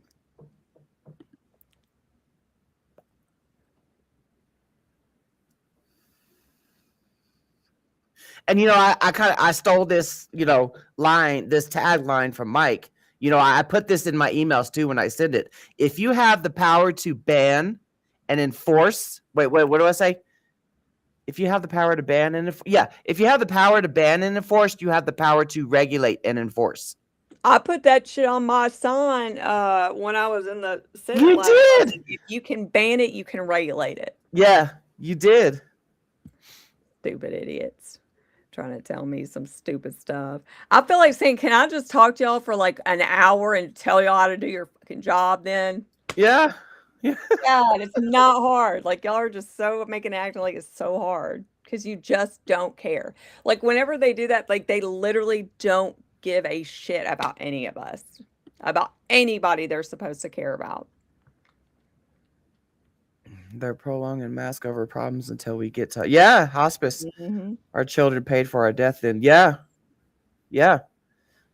Because of me finding whole leaf kratom almost 7 years ago, I didn't go to detox. I didn't go to rehab. I didn't go to recoveries. I didn't go to MAT treatment. I didn't do none of that. I recovered from my active addiction at home with my children. Dude, do you see this Orlando Park? What? Orlando Park. Mike went to go get or ask about feel free, but it was in Orlando Park. And it banned there. Oh, really? No, is it Overland Park? I don't know. I don't know. They banned sale. Oh, okay, yeah. Orland Park. Sorry.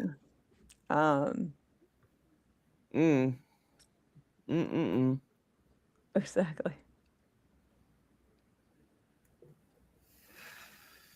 So they're not even enforcing their bans.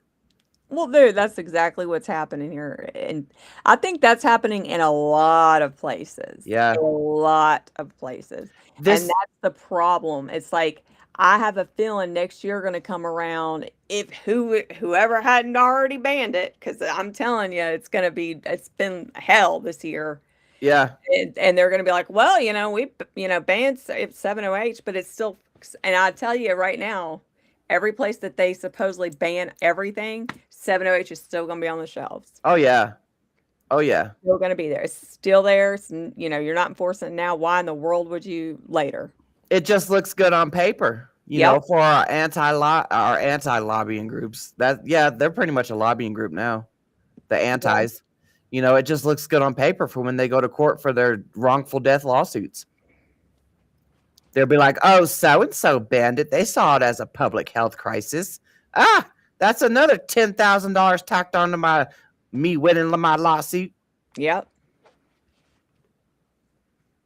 Yeah, if anybody wants to screenshot that. Yeah. Get in touch with Laura, send her your name, your city, your state, and let her know you want to get involved with the advocacy, and she'll let you know. Yep. Yeah, because in Idaho, even though the ban bill was defeated and the KCPA didn't go through. So right now, what's going to happen in Idaho is they're going to go city by city to do what you just witnessed tonight in Scranton. They're going to go city by city. So y'all aren't in the clear in Idaho. Should change that one. No, nobody's in the clear right now, dude. Gotta run now for guys, but I will see you on the flip side and let you know if I manage to make any progress on the end. God bless and good night. All right. Bye, Landworker. I'm telling you, him or her, I don't know what they are. They, them, I don't know. But for them to just come across the live stream that was happening and they live there. Yeah, that's what I'm saying. Everything happens for a reason. Yeah. Yep. All right. Well, I got to get off here and go do motherly things and such. I didn't know. I kind of knew it was going to be this long, but man, I thought it was going to be like a little bit more productive. I'm glad we didn't leave early because at first I was going to be like, should we just go ahead and get off here? Yeah. 'Cause They they took just- forever. It's like they was just mad or something because they wanted it to take forever instead of just going in and getting over. They're like, we're going to do these motion things first. Yeah. No, Tammy. I mean, you're good statewide, but not city by city or county by county wide, Yeah. Tammy. You're not good. There's one popping off. So message Laura with that link, that email that she dropped. Message her and she'll keep you in the loop. Because something popped off today. Yeah, so Laura at plantsandherbals.org. Yep. Tennessee's tomorrow.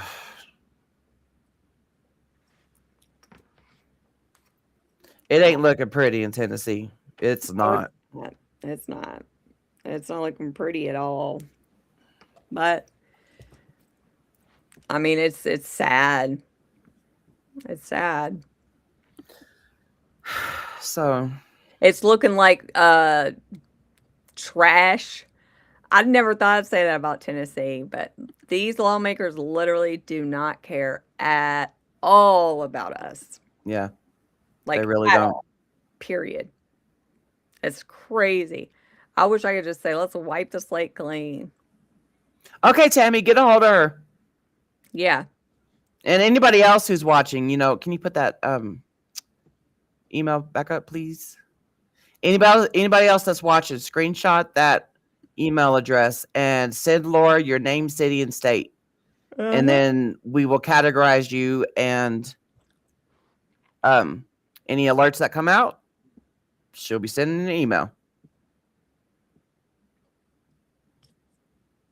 Does it? Tomorrow it goes to the House floor.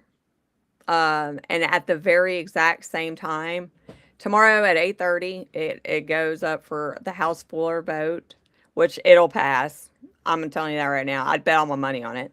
And then it also at the same time, 8:30 tomorrow morning, it's in the Senate Finance Committee. And I don't really know. I'm pretty sure it'll pass there. I don't really know what's going to happen, and then once it passes that, then it'll go to the Senate floor. Yeah. And then to the governor. So. But okay, thank y'all for watching the live. Scranton. Scranton. Yeah, where the office is. That's I'm telling you. Like when I heard that, I was like, dude, that's the office. I looked it up too. It is. It is. All right, everybody.